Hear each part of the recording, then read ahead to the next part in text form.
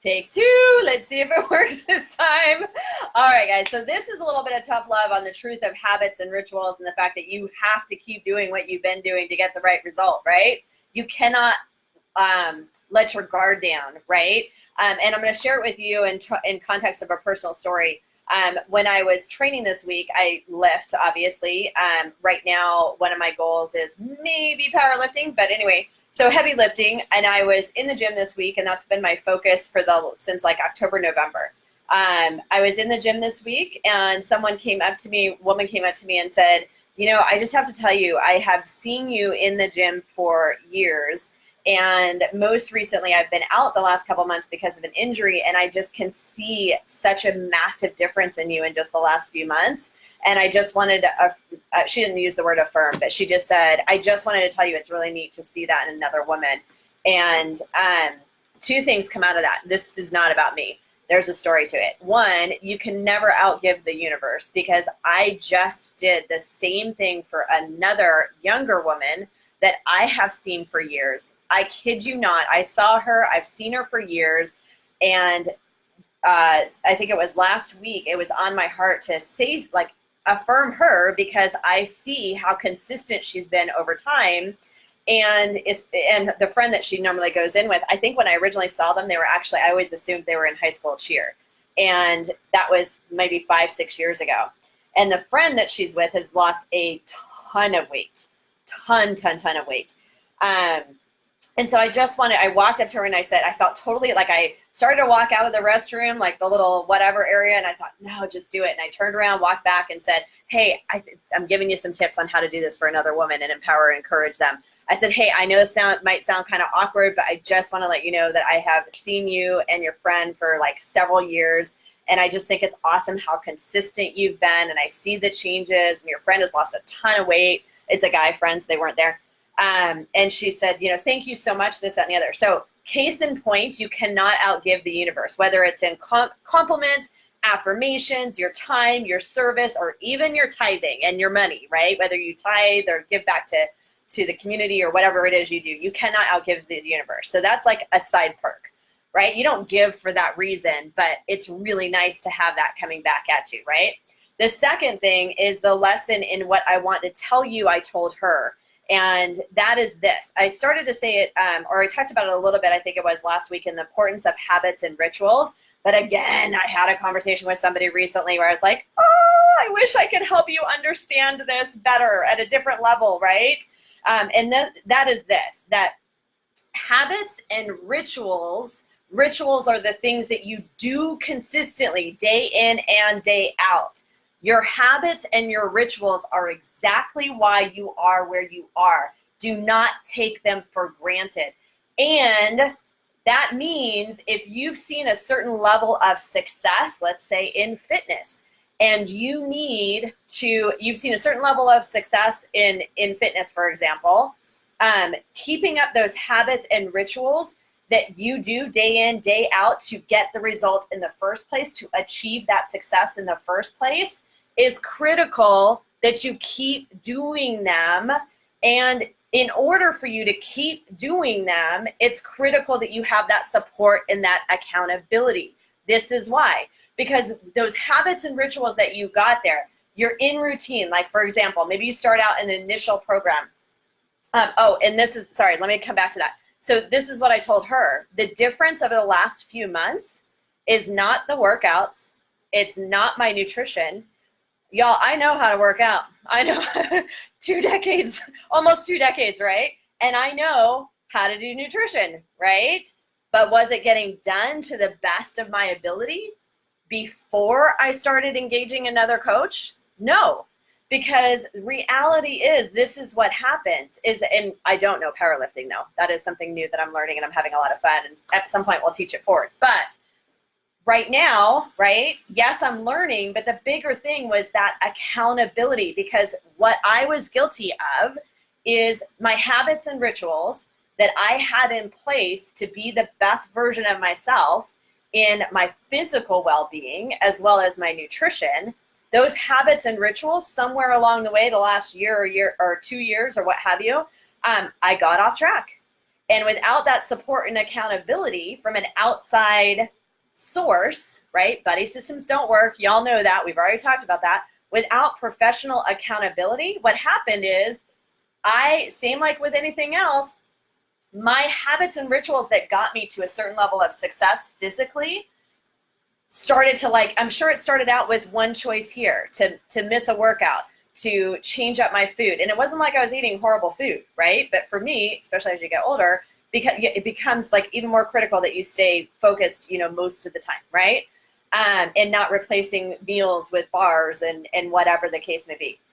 So, but the reason it's so deceitful is because it might have been good reasons at the time, or what seemed to be good reasons at the time, right? When I started to initially just make little changes here and there, right?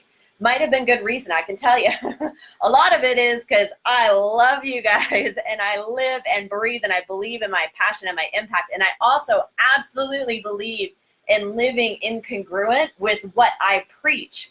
But if you don't have that outside professional accountability, it's super easy to not see what you're not doing. Make sense? So the habits and rituals that you started with that got you to that level of success so far, you start changing little things here and there, but you don't realize it right away because you're living off the momentum of the success you had from those habits and rituals for a period of time. So by the time you actually realize that you've gotten off track with those habits and rituals, that one choice here, that one choice there, those have snowballed. And now by the time you realize, because you've lost the momentum and now it's starting to show up with the example of a physical goal, it's starting to show up physically. Your body fat is going up. Your energy is down. Your motivation is down. But by the time you actually consciously realize that, because the momentum has died, now you're so far off your habits and rituals that you've created a new level of standard or acceptability for you, right? And now you're kind of okay with where you're at until you go through the cycle again and get crazy uncomfortable, whatever that is for you. Everyone's standard is going to be different. And then you decide to do something about it again. So having said that, that's exactly what I shared with her. It's that I know how to do the workouts. I know how, except for powerlifting, that is a new skill that I'm learning that I'm enjoying, right? But I can work out. I can do my own nutrition. I do all your guys' nutrition. I mean, I got this, right?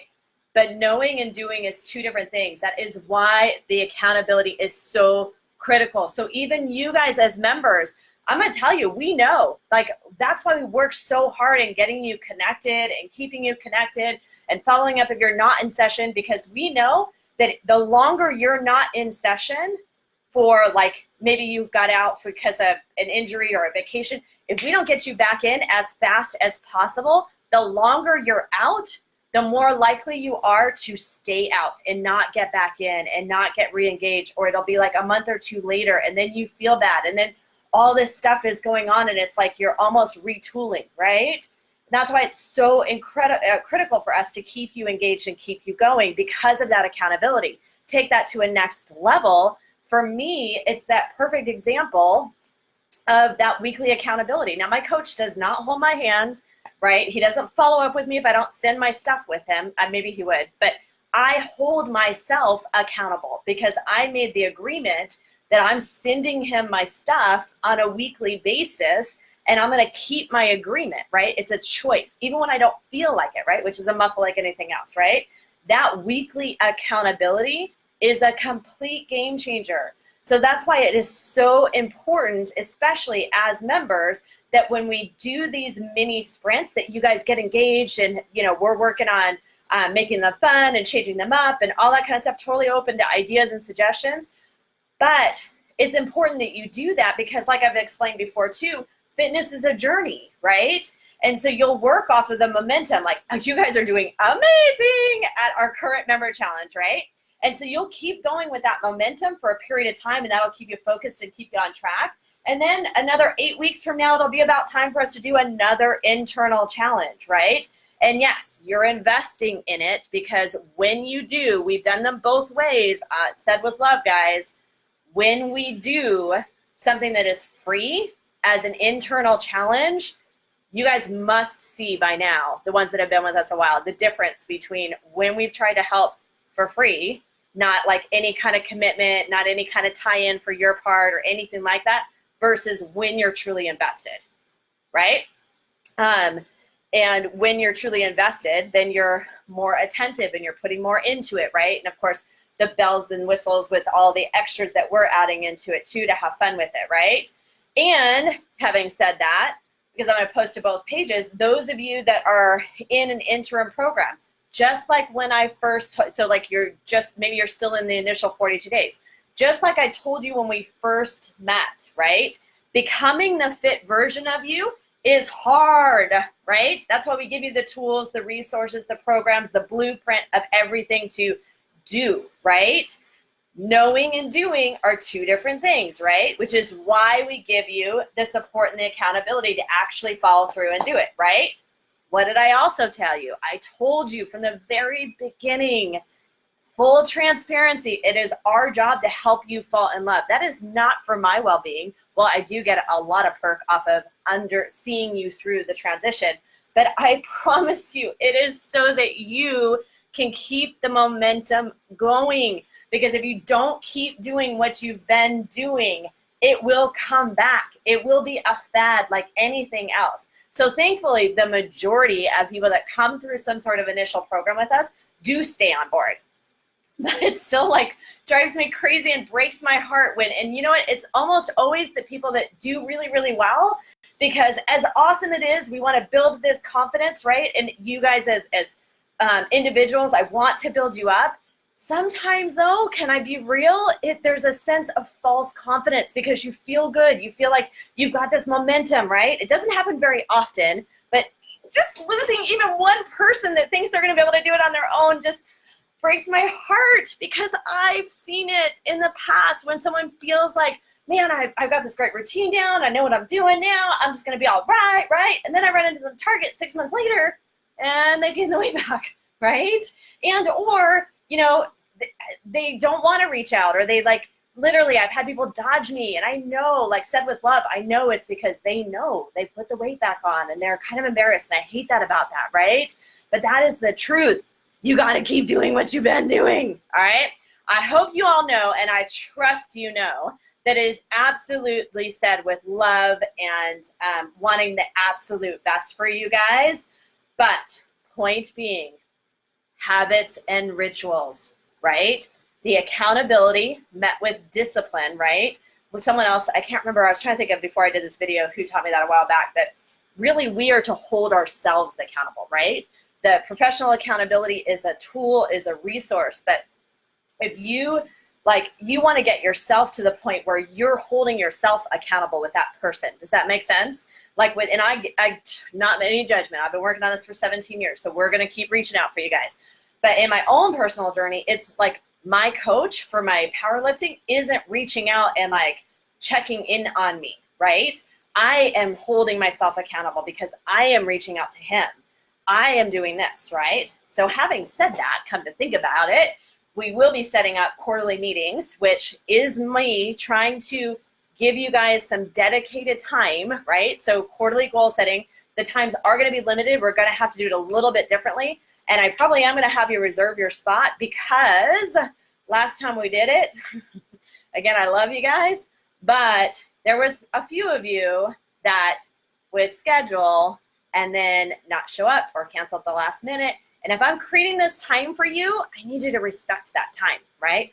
And most of you do, right? And I get urgent comes up, but it also helps when you have to reserve and there's some sort of, incentive to make sure you show up. All right, guys, love you so much. See you later. Bye.